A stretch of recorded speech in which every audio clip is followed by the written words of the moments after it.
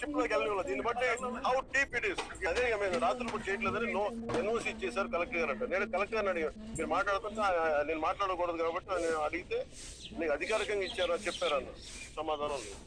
నేను వెళ్ళి మీ అందరి ముందు మీ అందరి సమక్షంలో అయితే నేను షిప్ లోకి వెళ్ళిన దీన్ని బట్టి హౌ డీప్ ఇట్ ఇస్. అదే మేము రాత్రులు కూడా చేయట్లేదని ఎన్ఓసి ఇచ్చేసారు కలెక్టర్ గారు అంటే. నేను కలెక్టర్ గారిని అడిగాను, మీరు మాట్లాడుతుంటే నేను మాట్లాడకూడదు కాబట్టి నేను అడిగితే నీకు అధికారికంగా ఇచ్చారా చెప్పారు.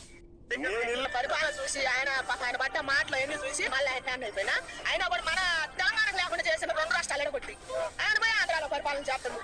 ఏం ఉపయోగం? మన తెలంగాణకు రావాలి ఆయన పవన్ కళ్యాణ్. ఆ ఒక్క దేశానికే కాదు, ధర్మమూర్తి అయినప్పుడు మన తెలంగాణకు కూడా పరిపాలన చేయాలి నేను కోరుకుంటా. పవన్ కళ్యాణ్ గారిని ఖచ్చితంగా కోరుకుంటున్నా. నువ్వు రావాలి ఖచ్చితంగా, మా తెలంగాణకు కూడా రావాలన్నా. నీ గురించి మేము ఎదురు చూస్తున్నాం. ఏడ కూడా పరిపాలన చేయాలి, మంచి పరిపాలన చేస్తుండ.